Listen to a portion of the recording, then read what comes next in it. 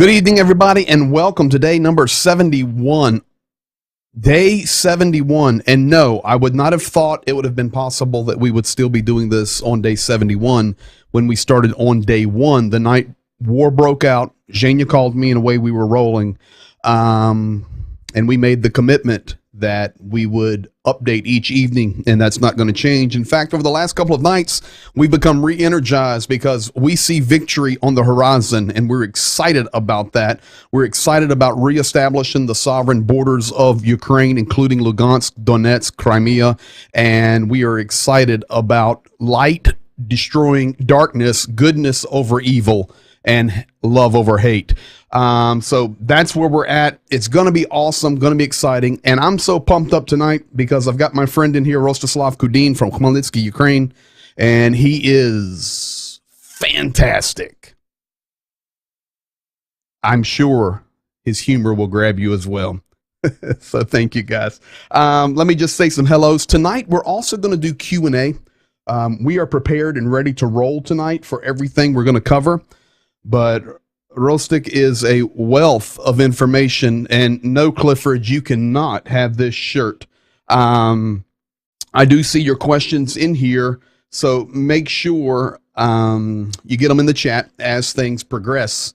And hi, PG, glad you're good tonight and happy. Man, I am ecstatic. I'm happy. I'm very happy. I'm excited. I'm all good.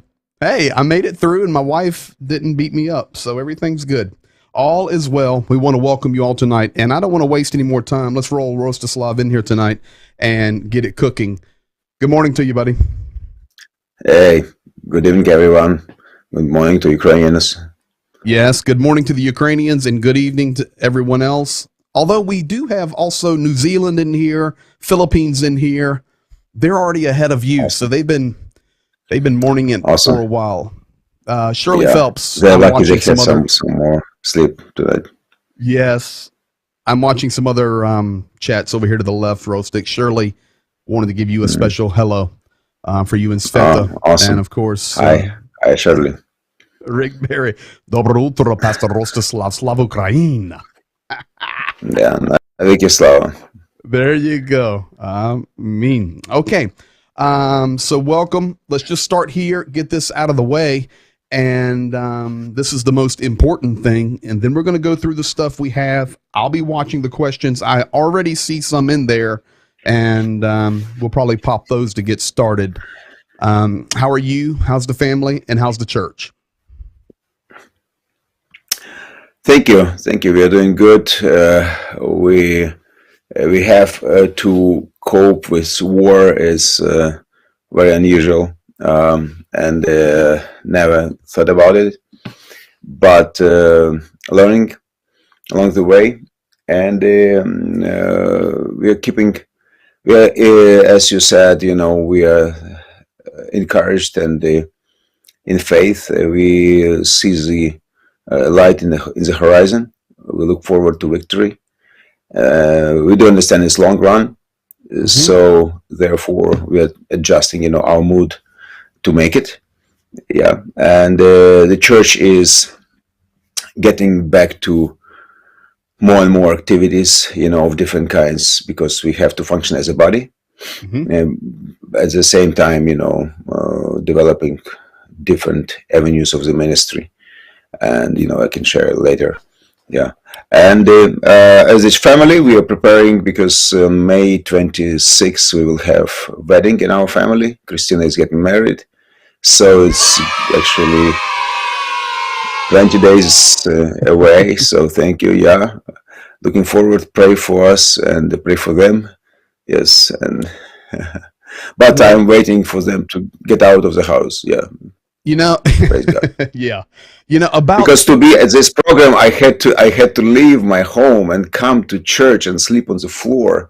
I on see the mattress, you're in the church office. Every room in my home is occupied, and I cannot hide. I respect you too much to have program from my toilet, from my bathroom. So I had to come to the office. Last night, maybe you should have been here last night. We had explosions, but it was wonderful. All's good.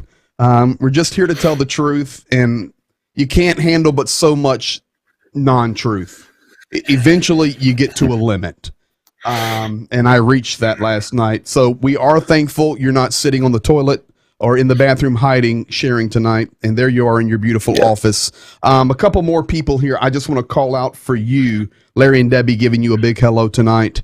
And I also want to, you've never met this guy, but hopefully in the future you can. His name is Don Gentilini. And Don and his wife Rose were missionaries in Eastern Europe during the time of the Soviet Union in the 80s and planted so many seeds, did so much work. And they are major supporters of everything we're doing here each evening. And they sent a message. In fact, I can pop that one up there. We love you, Ukraine. So, I mean, world-class missionaries there way before the Soviet Union fell. So, very, very good. Want to give Don and Rose a shout-out. Let me give one more shout-out here. As soon as it pops up over here. There you go. You can read that one. Greetings, Rostick from PK, Denise, and Jason. Yeah, Pastor Kent, look here. Look here. Remember this plate? Yeah, it's still in my wall, on my wall. Yeah. Praise God. That is a plate. Colossians 1:6. Yeah. Amen. Awesome. Let me get to a couple of questions here, Rostick. I got to bounce back on a page here. This question comes from JDO, and I know, you're not a military strategist, but we know we do keep up with this nonstop. So another guy in here from Washington State, Todd Ragland, saying hello to you. JDO asked this question: have promised heavy weapons been delivered and started to the line of engagement? And part two of that, which country that has promised heavy weapons has not delivered so far?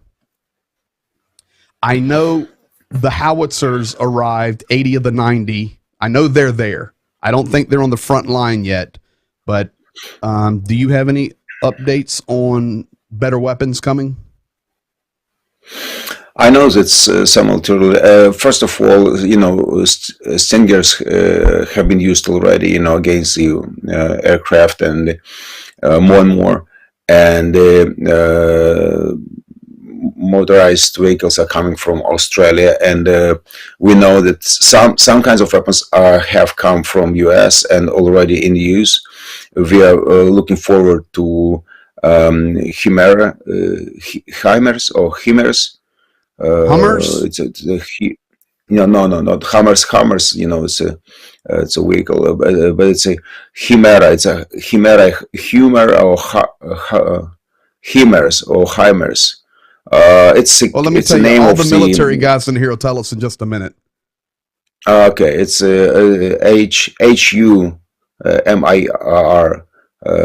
Yeah, it's a huge cannon, and we are looking forward to that. And it can shoot very far, and it can have missiles that can, precision of its own, with GPS navigation. So, just yesterday we had a meeting of our spiritual council of our city, different denominations. So we were sitting and discussing, and one guy, he's 7 days Adventist. So he used to be, at artillery when he was in military, not saved yet, so he was telling us stories how, from his service and how it is used and how you can shoot very, very far and get in a square, like 2 by 2 meters, in 3 shots you have to hit the bush.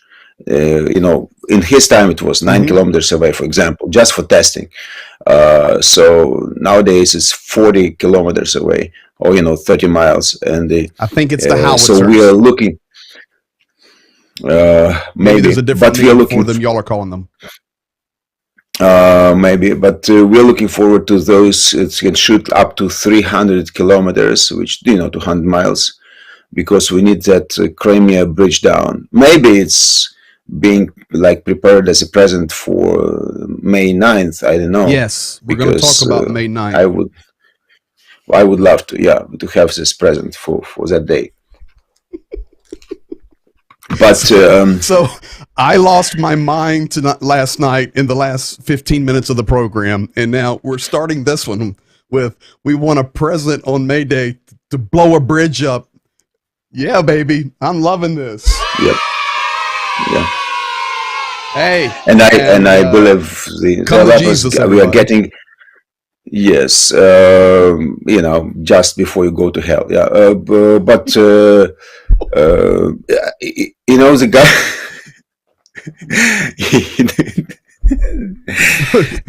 we have one deputy in our parliament who just the day before the war started, and we saw the huge hordes of Russians, at our borders. And he was screaming from the parliament pulpit, come here and go to hell, but of course we are praying for everyone's salvation, but but you've invaded our territory. The Bible starts with a fight, and Bible finishes with a huge war which Jesus will lead. So it is a part of the history, and it's people's choice, and So with all that said, I have a couple of videos prepared tonight, and I'll keep watching the questions. We do have a question in here about Mariupol, but we will be talking about that in a few moments. That question will be answered. So Judy Dullinghouse, that question will be answered in just a few minutes. And how about aircraft? Any aircraft arrived? And this would be not into NATO, but into Ukraine. Looking forward to F-16s, and I watched some videos of our guys, training, and even before, and the guys would compare it to Su-27, and how maneuverable are they, and F-16s have much further seeing, they can see and the radiation systems, and they can see enemy for very far, which is a huge advantage, and actually is the most decisive advantage. So, I updated everyone. It's probably a week ago now when the information came that the F-16s, they were either in Poland or Romania, but 11 pilots were being trained to fly them, and the pilots came back with their testimonies of what a great airplane, the flying, the technology, and this is what we need. So we've been watching that, and yes, we're ready for them to get there as well. So with that said, let me play this video for you and everybody else. And this kind of speaks to what we're talking about right now. This is from Kuleba. Can you see any eventuality which would mean that NATO troops would be in Ukraine? Not at this point. The reason why so many people in NATO countries, including politicians, admire Ukraine is very simple. It's because Ukraine is not afraid of Russia, and they are. Everyone wanted to kick Russia's ass. Everyone. But no one dared. We were left with no choice. So there you have Kuleba. Is NATO coming? I don't see it. I mean, I did my best. We keep it clean. We are ministers of the gospel, but gonna kick Russia's apple, and with the beep. And he said, the other nations are afraid of Russia, but we're not. So there's your foreign minister. That's his statement, dropped in perfect English. What's your thoughts on that? When was it? Just yesterday. I think maybe he was meaning the last spectrum of weapons promised recently. And I think also that our top guys, they are very careful with what they say, not to be too much positive. They keep in secret a lot of things that are going on, and we know for a fact that there are armory coming in, and which we don't know about. So with you and me, so and it's being used, and our guys. As he said, we had no choice to kick their blessed assurance, and now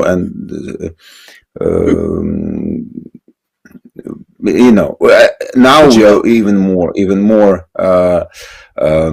It's not about fear, we have no choice. Actually, yeah, no choice. And if you look at the map and run it through the time over these 2 months, you'll see how frontline have moved. So, we are pushing it back. No question. So Ukraine is doing a phenomenal job. And I think to speak to what you're saying there is these politicians, which are very famous now globally, must be careful. But for me, that's what I want my foreign minister saying personally, because it was specifically about the NATO troops coming. But secondly, you're 100% right, where there's so much information going on that these guys all have to kind of stay on the same page. For example, today, and this one's not the best, but Rostovich came out earlier today and was saying, we've pushed Russia out of the Azovstal. They're all gone. Our guys did it. And then the guys in Azovstal had to come back and say, listen, we're going to, but they're here. They're bombing us. They're blowing us up. They're killing us. We need to get out of here. So, the narratives in a war, of course, they have to stay on the same page. And it's the same thing in a church. You have to be unified, speaking the same thing, working together, co-laboring together to reach the goal. So it's always a little, because I'm watching stuff, and if I can't confirm it 100%, I do not share it, number one. But it's not just what I'm reading. I'm sending it, into Ukraine and saying, listen, translate this for me. I've translated it. I understand it. But am I 100% correct? So that's the give and take, especially in the tragedy of Mariupol. Let's see here. Yes.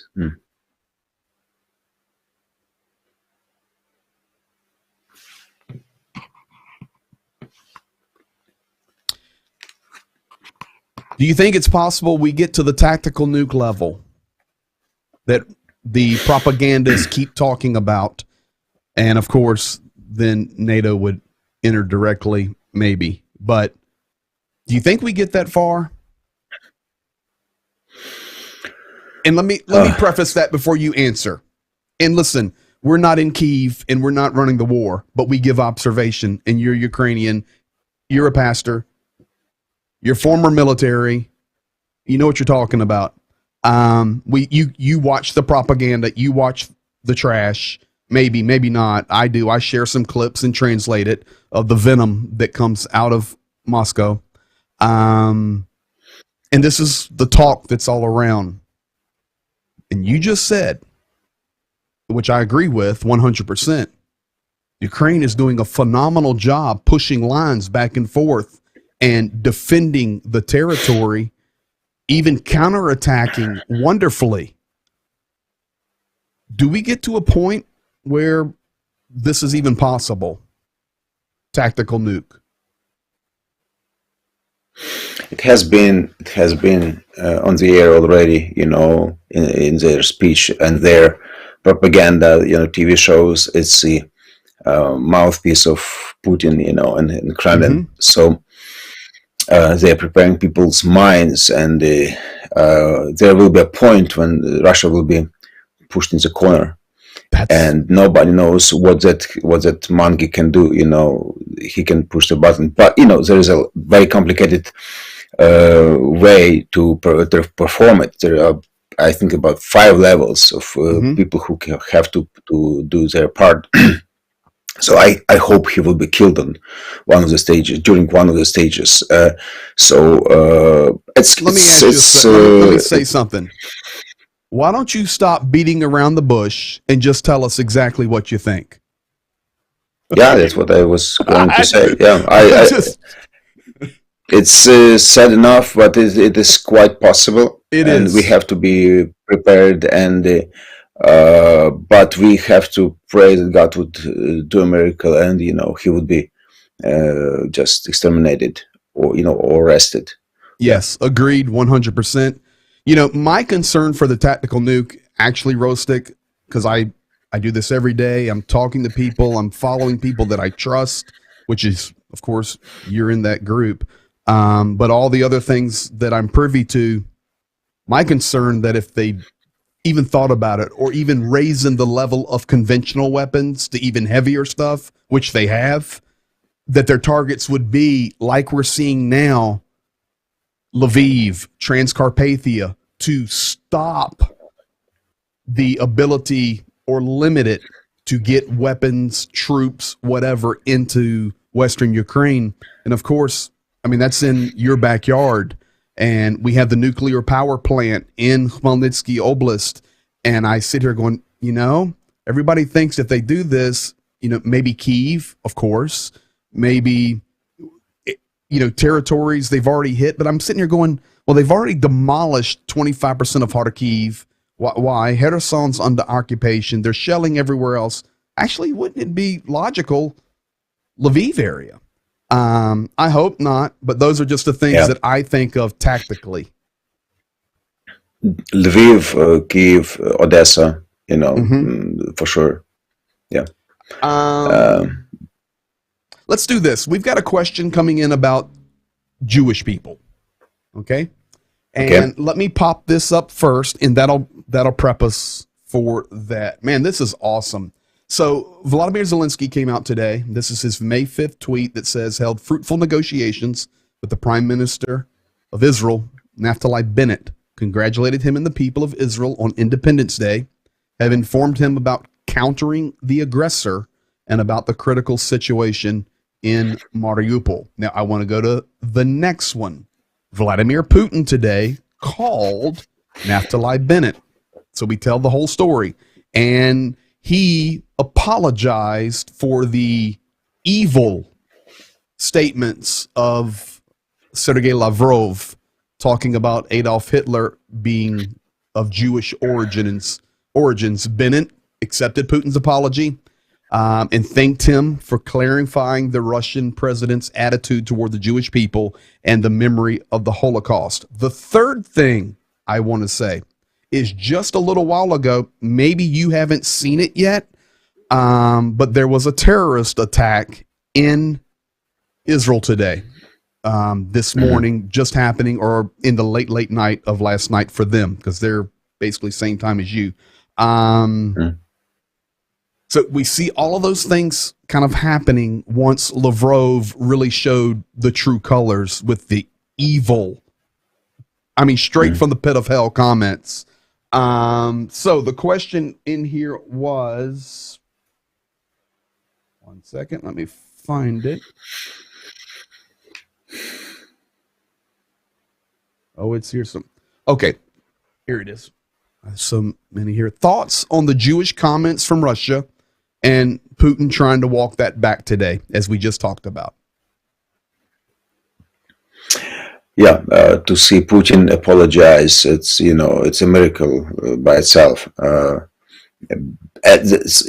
should be a very strong reason to make him apologize. But as you said, it exposed their true colors of fascism. We have a new word, Russism. And I believe it will come into the books, Russism, and it's. But we are biblical people, so we have to understand that the history is rotating again, around the Israel clock. Yes. and the nation's attitude toward Israel is what determining the course of events.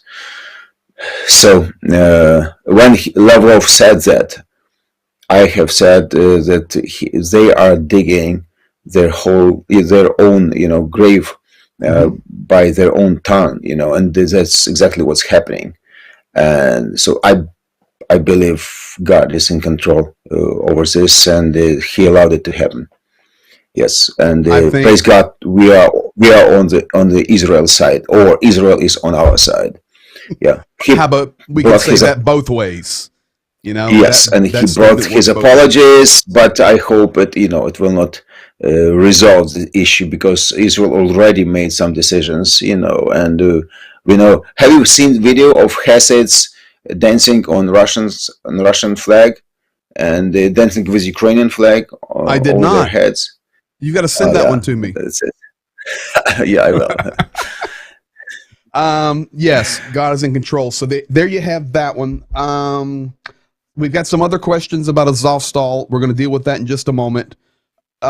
Here's a question coming in from Alabama. We know that missiles have struck Lviv multiple places and other places. I mean, basically all of the regions, to be honest, over the 71 days. But why haven't they shelled? Why are they not shelling Western Ukraine? Is it because it's too close to Poland? My guess on that is they have Lviv is Western Ukraine. Yes, Lviv is Western Ukraine. Western, yeah. He's calling shelling different than missile strikes. Yeah, absolutely. You to use like Grads, you have to be like 40 kilometers away, for example, 40, 50 kilometers away. So they cannot reach that even from Belarusian territory. So correct. They're too busy here. They had to withdraw everybody from Belarus territory to be able to do something here. But so they are not reaching out that far. Yeah, they only cannot with the reach out. Cruise missiles. Only with the long distance. Yeah, long range. Distance. Yeah. All right. How about right here? Let's look at a little bit of this, and I have some video that you provided. I'm going to show that in a second. But here's a map. Right before you went to bed, you sent me the video clips on Facebook about the hospital that you have helped. Hospice, they're located the hospice, yes, in Chasev Yar, which is Chasev Yar, yeah. Yep, Chasev Yar. I went ahead and you sent me the instructions. Look it up on the map, so I got it ready for you. Chasev Yar, and then this is a hospice place where you were able to rescue and evacuate people, and they're now in the Khmelnytsky region.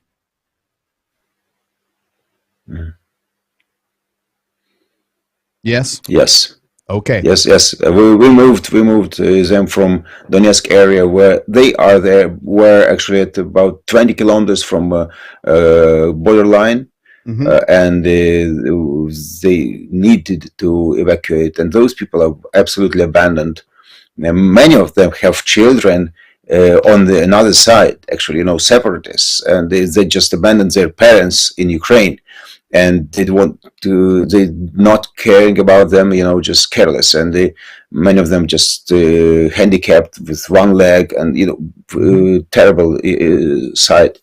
But there are several people in our union in that part of Ukraine that are taking very good care of them. Beautiful. And I had in my heart to find a place and I turned to our district officials, and we found a school that was standing idle, just empty school. And because we've gone through school reformation, and some schools were unified, and a lot of school buildings are standing just vacant. So we moved them to one of the schools in a very beautiful area near Dniester River, and it's very beautiful. So they're there now, right now. Yeah. Good. Now, in safety. the guys that are in here each night with us, they've learned the geography of Ukraine. Each night, we're looking at maps, we're analyzing, movements. So these circles I have, people know about. They know about Donetsk. They, of course, Mariupol, Berdyansk, Melitopol. We're on a first name basis with the mayor Ivan Fedorov in here.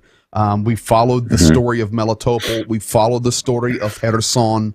We see that Kherson is strategic. You can flow arms out of Crimea up into that Kherson Oblast. It's very strategic for reaching out to places like Mykolaiv, Kryvyi Rog, Zaporozhye. You sent me another image where there was a blue line where we were moving people out of the Donetsk area, kind of between there and Kramatorsk. Was that the Chasiv Yar, or was that a different evacuation that you took them to Dnipro? They went to Dnipro. Yeah, it was a different. It's a different one where we use our church bus even last week. So it was there on a mission, and we have a good driver who was sent there. There are several vehicles going together, and we gave him a bulletproof vest and the helmet, and because it's really close at Kurakhova, he evacuates people from Kurakhova to Dnieper, and they all delivering humanitarian aid to them, Okay, and what about man? Listen, this one's too tough for me to say. Novovorontsovka. Novovorontsovka, yep. Novovorontsovka, it's a Kherson area. And you see that dot. Yep, if you would see the map of the combat zone, you would see that it's right on the in the combat zone actually, because it belongs. It's under our troops, but they are being shelled and bombarded, and so our guys, volunteers, are coming in between the fights because they have to come in, deliver the packages, and leave correctly. So it's basically right on the front line right there. Okay, so let me roll this video. This is some of the work that you guys are doing, and I think this is showing the van heading from that Donetsk region right there toward Dnipro. I'm pretty sure of it because the guy at the end says we're at the Dnipro train station. So here we go.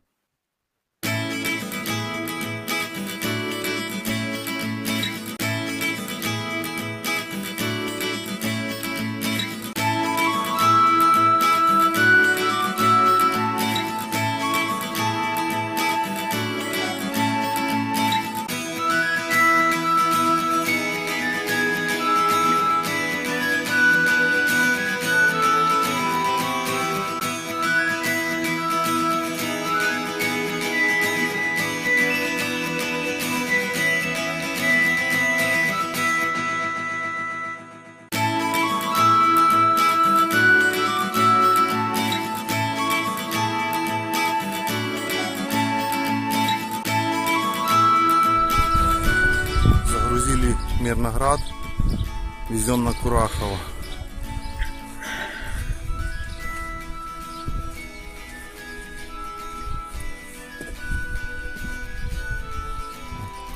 Благодаря Богу, все хорошо. It's a food packages, yes. Food. Food packages, yeah. Food, okay. They're wrapped in a plastic, it helps to stay together. Okay. Все, доехал. Brought to Kurakhova. It's right now. It's a very, very combat on line, very, very close to it. And that's Novovorontsovka. This guy in the red, he is delivering that. He's originally from there, so they were evacuated to Khmelnytsky, and he turned us for help. So we load his van with the food, and he just delivers it to his area where he lives.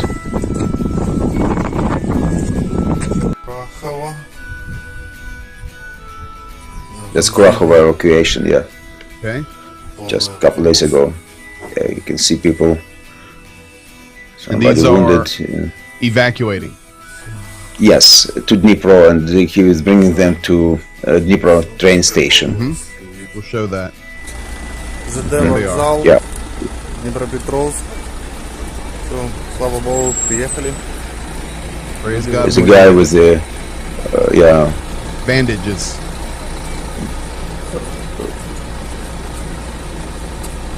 Man, that's awesome. Yes. Folks, that's where the rubber meets the road, and that's the reality of what's going on as we show you in here each evening. So let's move to the next one, and I'll keep an eye open for any questions that pop in.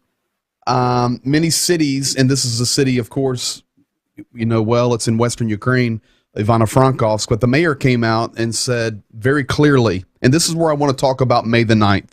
The enemy wants to hit with missiles the mayor of Ivano-Frankivsk, and this would be in western Ukraine, very western Ukraine, in the Transcarpathian area. The mayor urged residents to leave the city for the weekend. This is certain information, and I pulled this right from his quote. The enemy, unfortunately, wants to fire missiles on our city. Therefore, no public events will take place on May 7 through 9. For security reasons, I ask you to stay at home for these 3 days. Do not accumulate in public places or leave the city, said Martsinkov. And many cities today, and a lot of the things I was seeing, have made their curfews more aggressive through May 10th. So can you kind of speak about that, the May 9th, the Victory Day?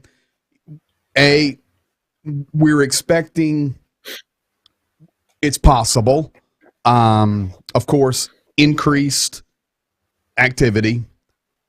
There's even talk of how they want to finish off the Azovstal so they can have a victory parade in Mariupol. No joke. Oh, of course, you know.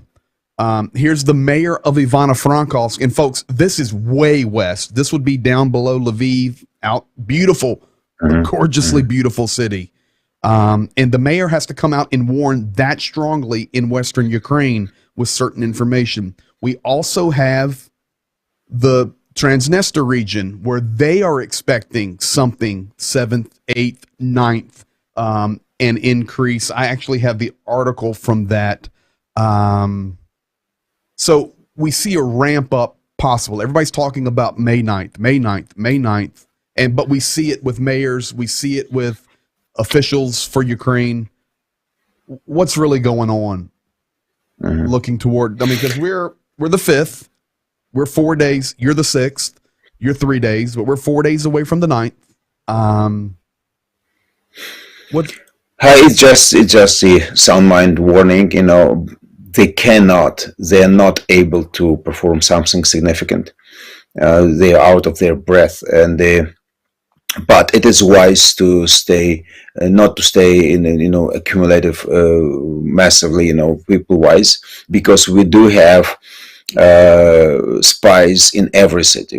We have them here, we have them everywhere. So, and they can direct or point to the big gatherings, and the missile can hit there, and it will be a lot of victims. So it's why it's just wisdom, war wisdom, and of course Putin wants to show, and he has to sustain his popularity. He has to show something for the Victory Day, and it's huge in Russia and ex-Soviet Union. Even our parliament 2 days ago, they changed, and they accepted the law and changed the Victory Day from 9th to 8th of May. So Ukraine will officially celebrate the victory in the Second World War on 8th of May instead of 9th. So, which, one just day leaves ahead. Russia. Exactly, yes. And they might try to do something, but Sure. it's more ideology, because they celebrate as their victory. So I think presence will be from not just from their side, because we do need to celebrate as well. They don't have to be just selfish. Correct. We'll celebrate as well.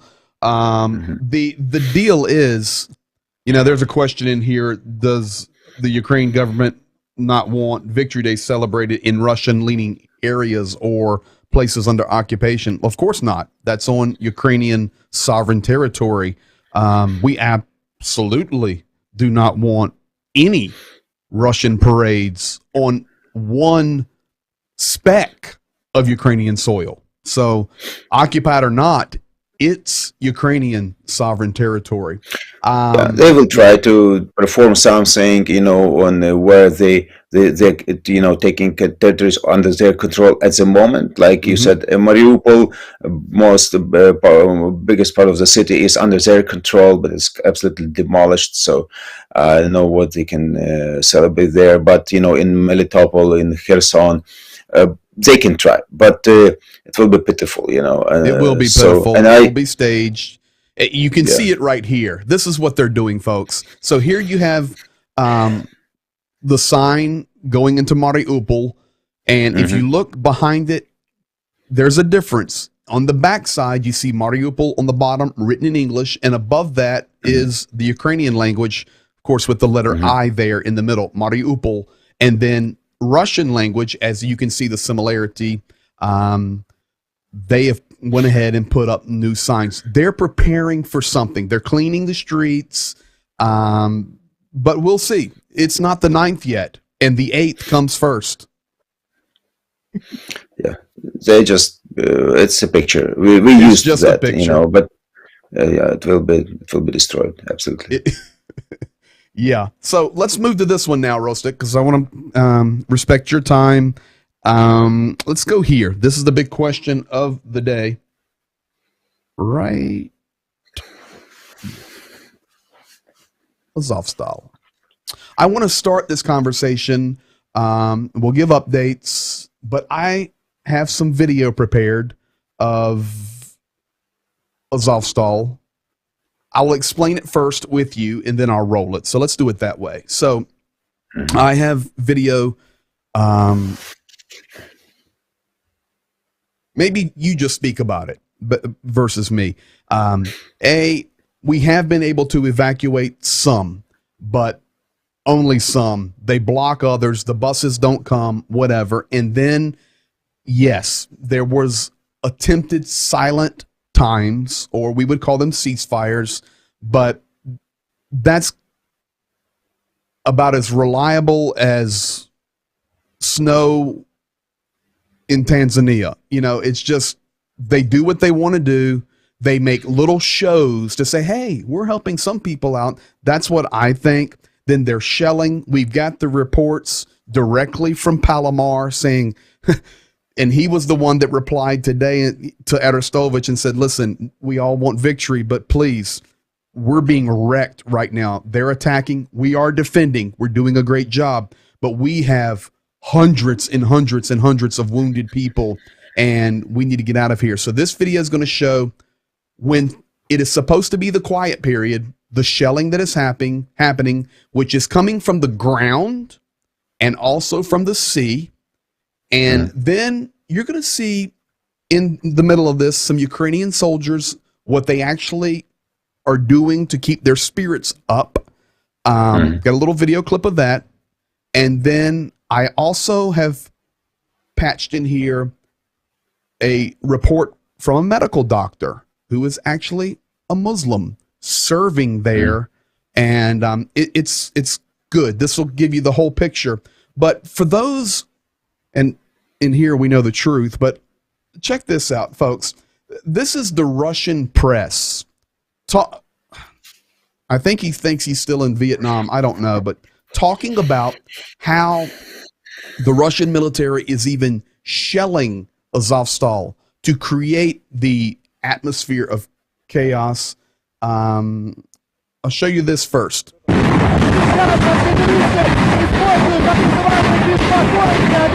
Чтобы националисты на заводе «Азовсталь» не могли вылезти из катакомб. What did he say? That they're sharing the fire so that nationalists could not leave the catacombs of Azovstal. So the reason I show that first, there's a reason for that. Folks, they're even showing it on their own press. That's what they're doing. And the silent periods may happen for an hour, may not happen. 50 buses supposed to come, 5 not, whatever. There is a serious battle. There are Russian soldiers trying to invade the Azovstal, and we move from seeing that the shelling is coming, even reported by the Russian correspondent or the press, the reporter. Now, here's about 3 minutes, and then we'll finish up with Rostislav talking about this. This is the shelling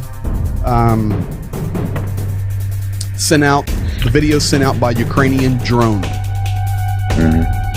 The fact is, Yes.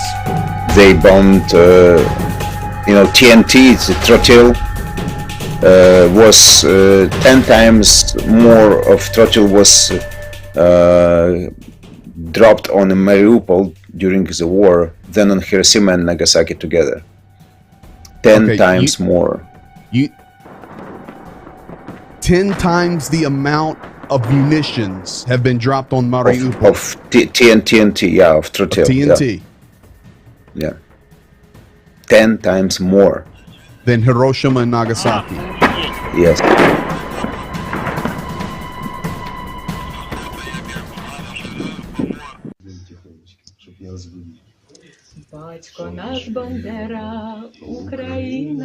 Listen, I don't know what gun that lady's got, but whatever you do, do not mess with her.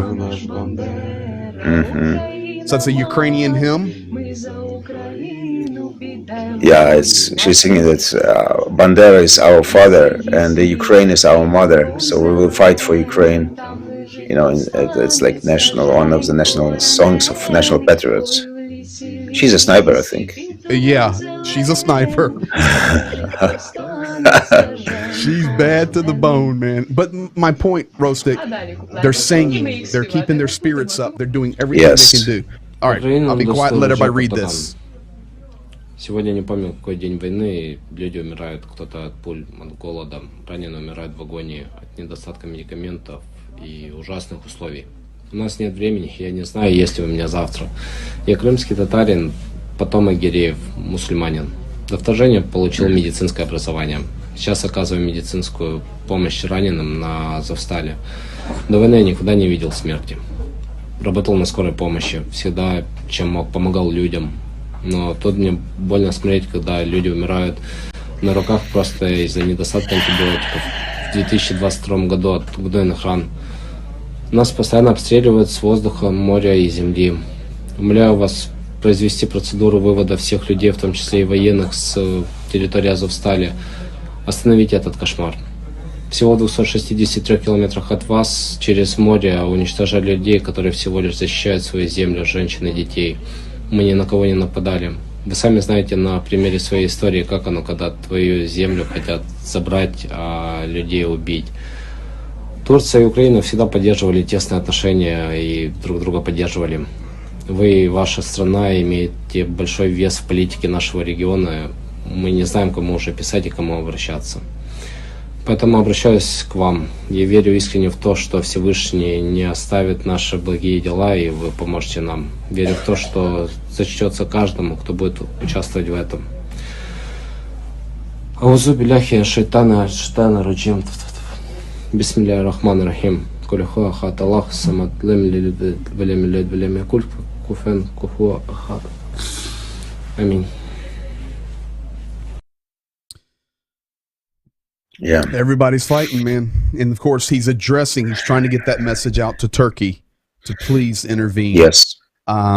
He's appealing to Turkey, yeah. He's appealing to Turkey, yes. So the fights are going on in the undergrounds of the factory itself. They have broke through and inside of the factory. So they are fighting in the tunnels right now.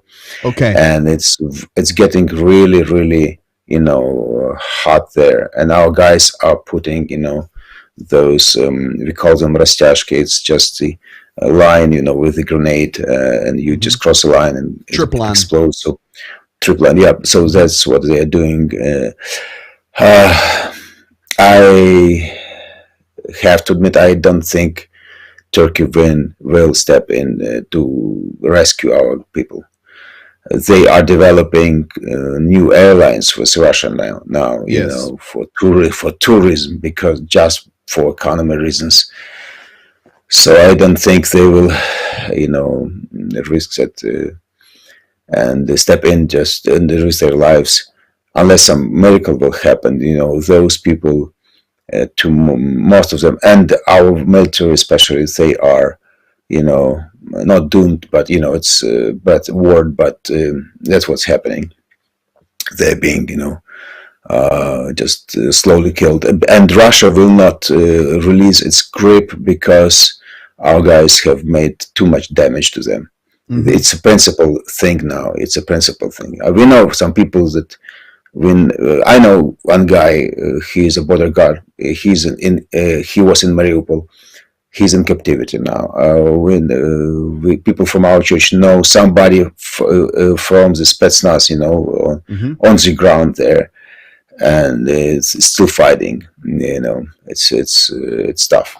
Yeah. So the bottom line is right now, because, you know, the world knows about Mariupol, and in here each night I speak about Mariupol. I've made friends with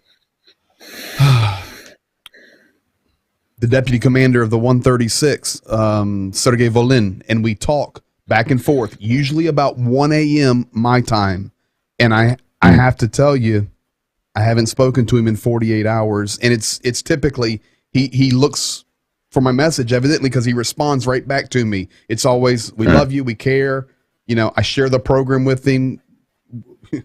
Ukraine's my second home. We're doing everything we can. I look forward to having dinner with you in the future one day in Mariupol. Everything I can to encourage. He always is kind, responds.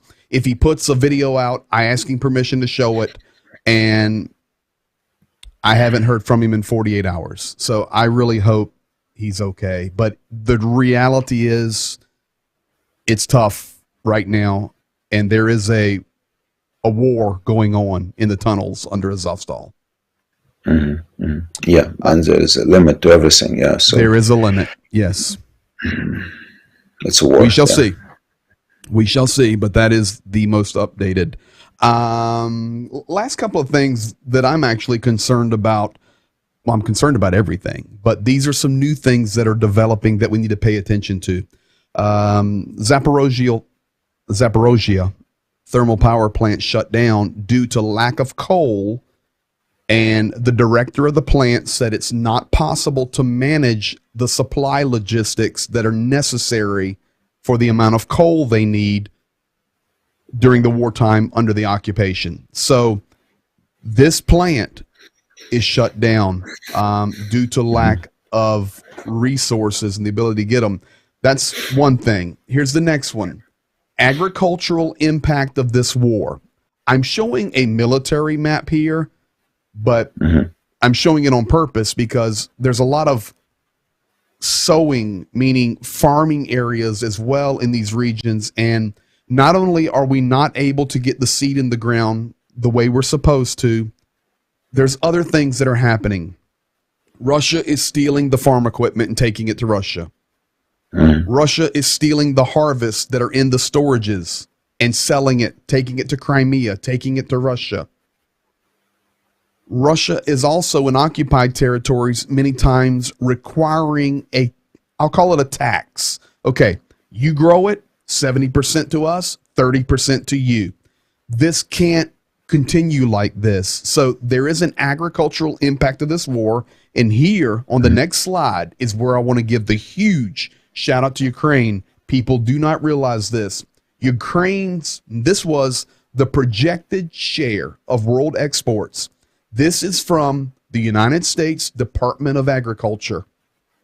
This is world statistics. Ukraine is the #1 sunflower oil supplier in the world, with over 50% of sunflower oil for the world supply coming from Ukraine. They're #4 in corn, #2 in barley, #3 in rapeseed, and #3 in wheat.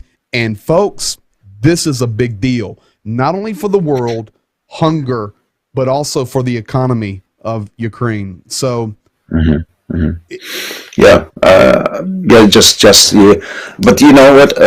Ukraine will survive because we are agriculture country, as you stated. You know, we do feed the world. That's a fact, and both we will be able to provide for ourselves. That's definitely so. Even yesterday or day before yesterday, I was nearby village. We're looking for the places to place people who are coming to us and staying with us, you know, but they cannot find home. So we went around to one village which is overseeing 11 villages, and I was talking to the city mayor, you know, so to say, and he's overseeing 11 villages. He is at the same time he's an Orthodox priest, and it was so interesting to talk to him, you know, and we know each other from other fields. So but he took us to another empty school. He showed us the empty school, you know, the standing idle, but the school has a huge park and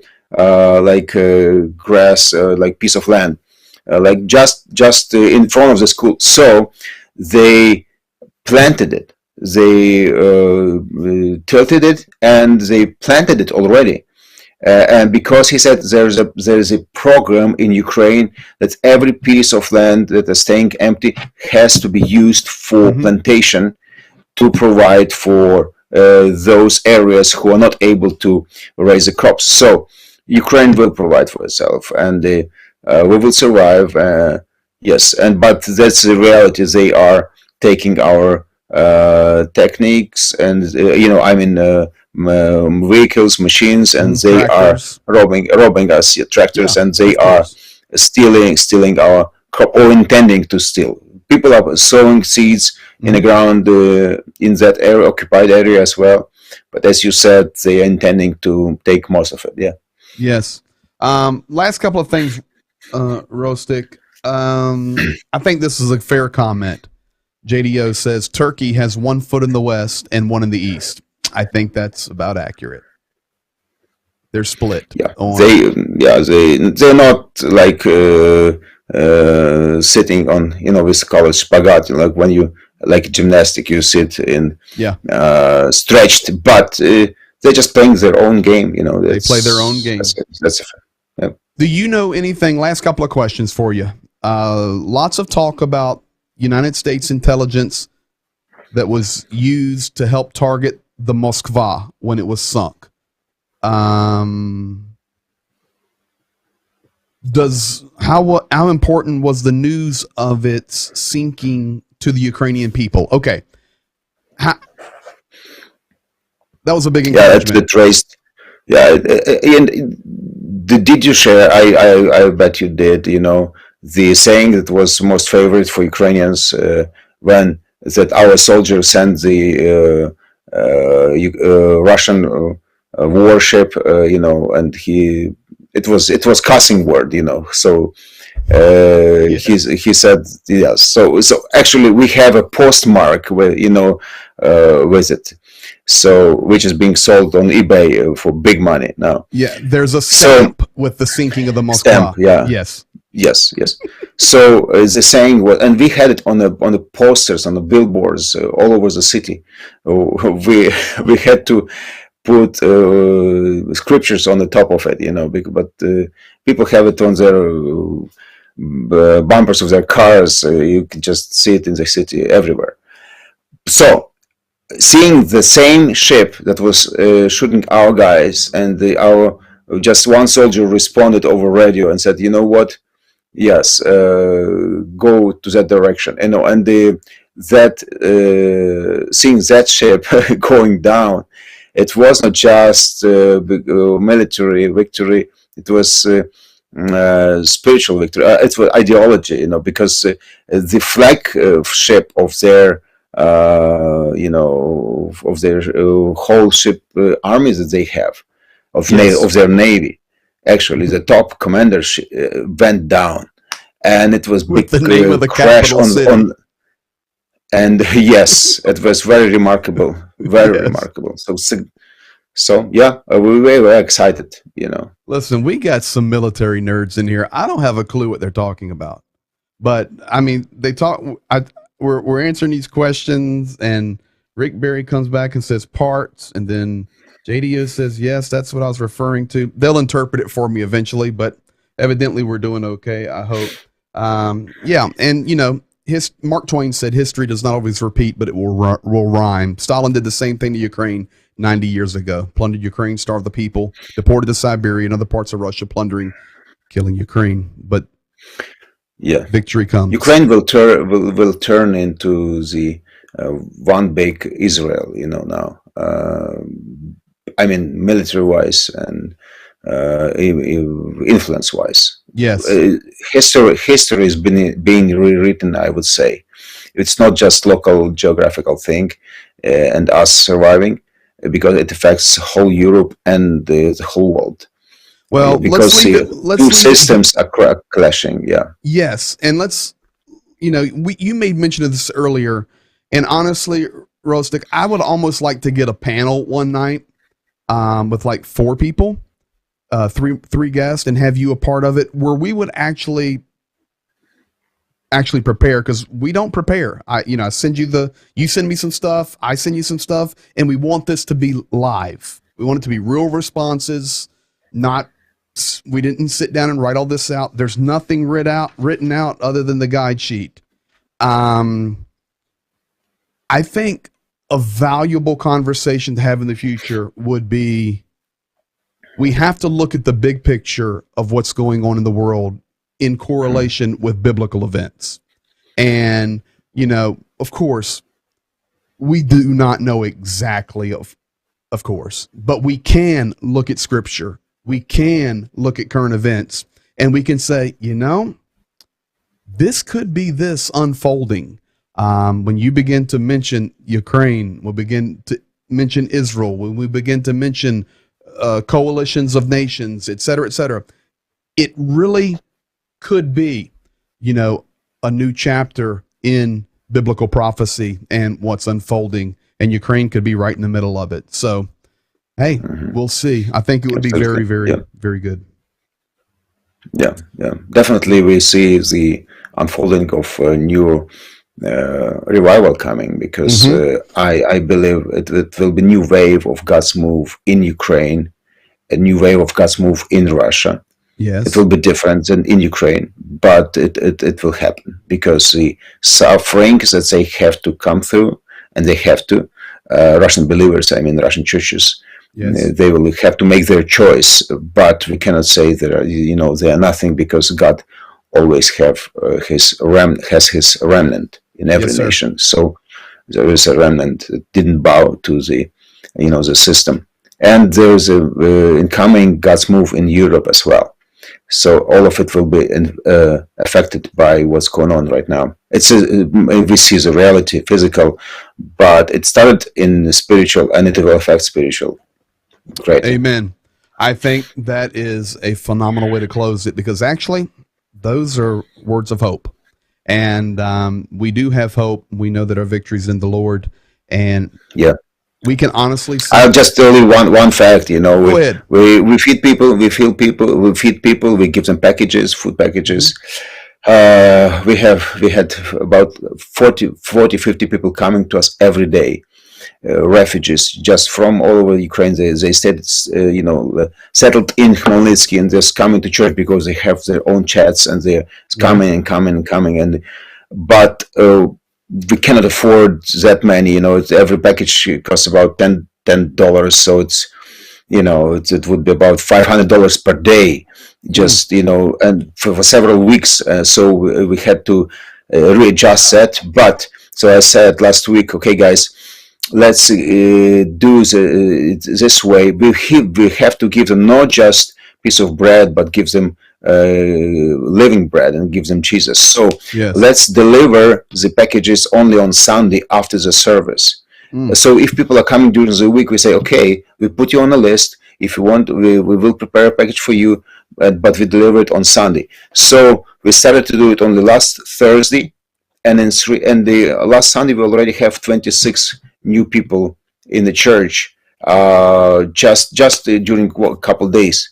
So, and we already have, and we decided to have a list of 100 people during the week. So we expect, I think at least up to 100 new people in the church this Sunday.